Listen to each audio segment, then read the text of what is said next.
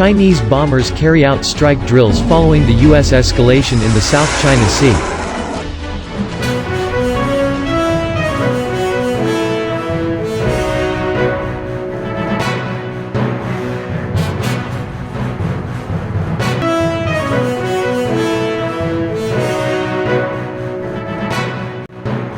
At least 10 Chinese bombers took part in maritime strike exercises in the South China Sea, immediately after an escalation of U.S. military presence in the disputed waterway. Military experts said the exercises, which involved the Chinese Navy's most advanced H-6J bomber, aimed to show China's capability of countering recent U.S. activities, which included dual-carrier operations in February. One day after state broadcaster CCTV revealed details of the PLA exercises, a U.S. destroyer transited the Taiwan Strait, further ratcheting up tensions in the region.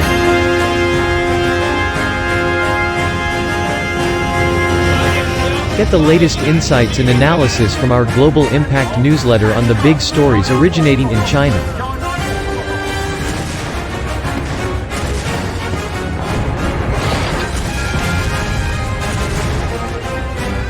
CCTV on Tuesday said more than 10 bombers, of two types, from the PLA's Southern Theater Command took part in the drill after the Lunar New Year holiday, which ended on February 17. These were later identified by the nationalist tabloid Global Times as the H-6J, which can carry up to 6 anti-ship cruise missiles, and the older 4-missile H-6G. The drills featured long-distance attack exercises and boosted coordination between new and veteran pilots, the CCTV report said. In a follow-up report on Wednesday, CCTV said a Naval Aviation Brigade from Southern Theater Command had practiced air confrontation tactic drills to sharpen real combat capability.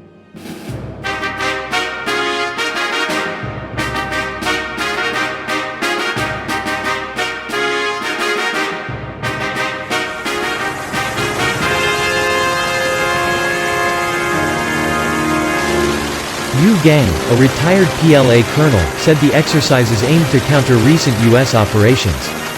In February these included dual operations by U.S. aircraft carriers Theodore Roosevelt and Nimitz, along with their strike groups, in the South China Sea.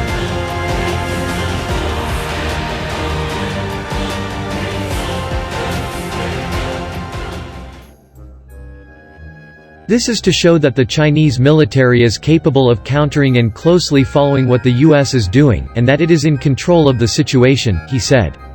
Yu added that the PLA could also deploy other resources, including rocket forces, to boost deterrence against the U.S., if necessary.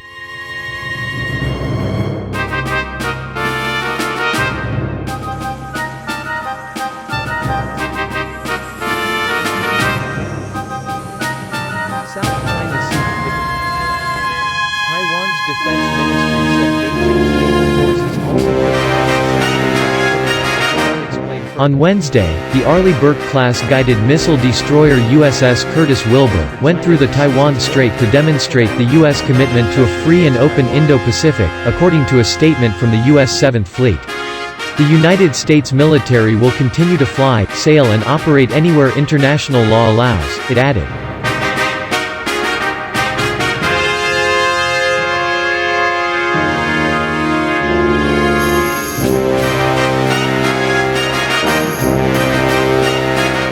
Zhang Chunhui, a spokesman for the PLA's Eastern Theater Command, said naval and air forces had been deployed to follow and monitor the destroyer. Theater troops remain on high alert and are ready to counter all threats and provocations at any time. He said the destroyer's transit deliberately added to risks in the Taiwan Strait and undermined peace and stability.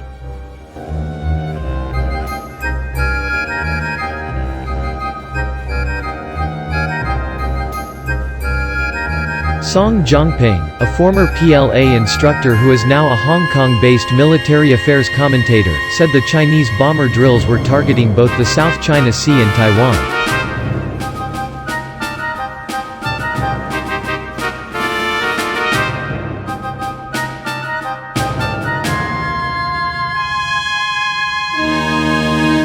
If there was military conflict in Taiwan, then the South China Sea would definitely be involved. The Navy and Southern Theater Command would be deployed for Taiwan, he said.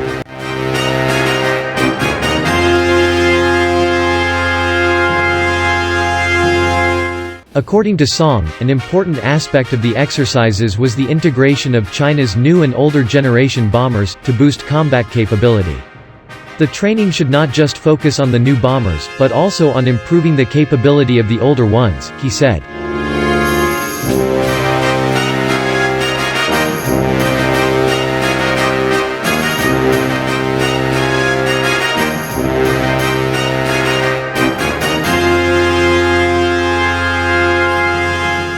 The two types of fighters can form a joint force.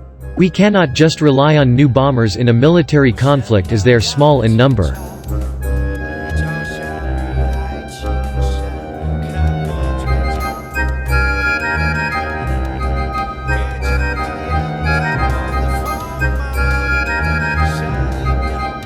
Beijing has repeatedly protested U.S. military operations in the South China Sea and Taiwan Strait, accusing the U.S. of violating its sovereignty and stoking tensions.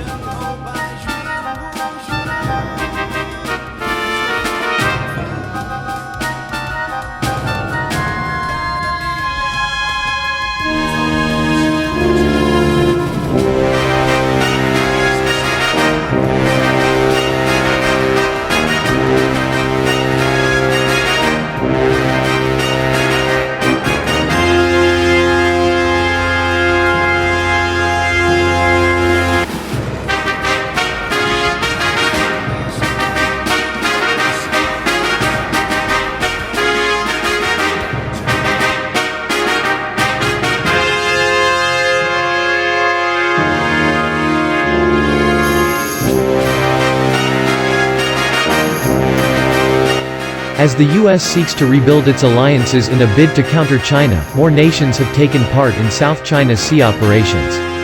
Last week, France sent amphibious assault ship Tonnerre and frigate Surkoff through the disputed waterway on the first of two planned transits. Germany and Britain have also said they will send naval vessels to the region.